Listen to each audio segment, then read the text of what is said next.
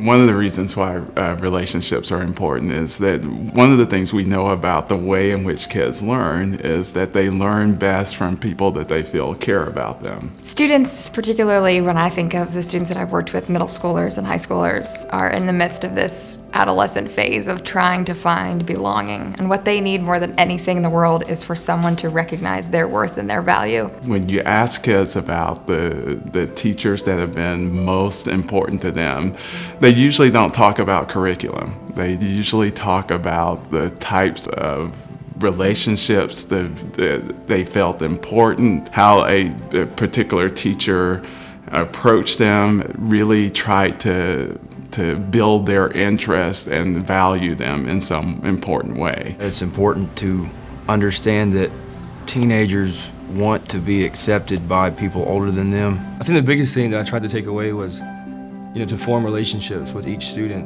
and to give them something where, no matter what's going on in their life, they feel like they're important. I think it's just important to know your students on a personal level, know what their interests are, know what they're wanting to do with their lives, know where they come from. And I think that makes them more interested in school, and it makes them feel safe at school, and it makes them involved in school. It's made a better bond between teachers and students. Like teachers, I thought I wouldn't have, I was scared to talk to, have turned out to be like people I can relate to. When there is an engaging classroom, that is a classroom where the teacher has been intentional about how to pull in the young people and to interest them in this particular topic. You don't have people who are wanting to be somewhere else in that moment. They're not fidgeting and playing with phones. They're actually interacting with the teacher and with their peers. Once they've had somebody who believes in them and coaches them and shows them their worth and value,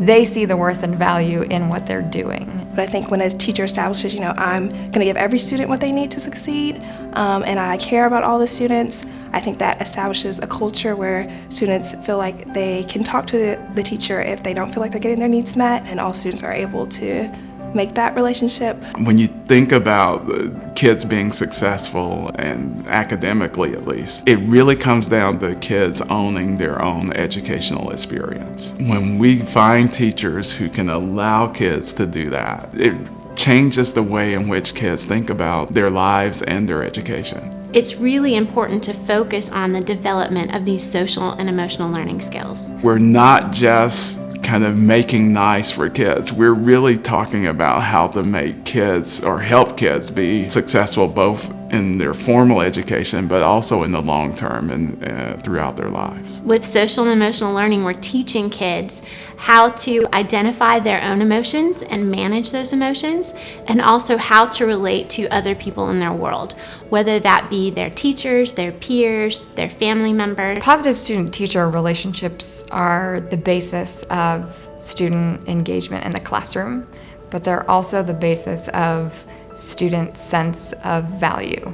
And so if a student is able to value him or herself, he or she is also able to value the people that are around him or her. In terms of kids being challenged by each other to be engaged, to do well. For example, civic engagement has become one of the ways in which children challenge each other. That is, to go out and do good things in their community and things that they wouldn't have done by themselves. Ask a single child to go and participate in a soup kitchen. They probably wouldn't have done it, but when they recognize that this is something that everybody, including my friends here at school, are interested in, it becomes yet another reason to be motivated to become engaged in their communities. The BUDS program, BUDS stands for Buddies Understanding Different Students.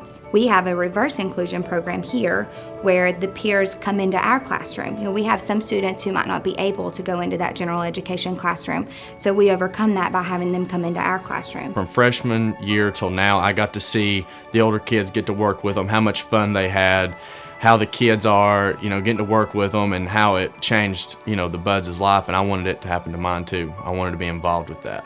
They're also learning from the give and take and the sort of intellectual sparring that occurs from different perspectives offered by those of their own age and by those who may have similar experiences, but different approaches to those same experiences. The students feel empowered that they're making a difference with their peer group. And it's different when it comes from your peers and your teachers and of course your family at home, but it's way different when it comes from your friends because people listen to their friends.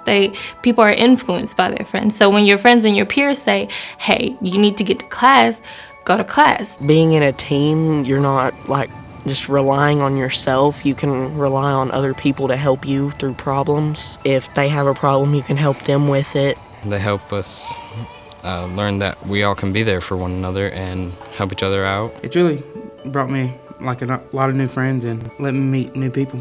And understanding how to make friends with other people. Everyone from all grades, from freshman to senior, are all being more involved, trying to sign up for activities, go into sporting events, and just overall having a better time just together as a giant family. And what I find is that so many teachers go into it because they love kids and they want to see them be successful. If you are able to communicate that, it's the very rare kid that won't respond. And I think relationships are how we grow, and interacting with others is how we learn about ourselves and about our world. So I think that when they're positive, it can help us to develop a positive sense of ourselves. Always remember why you came into this particular field.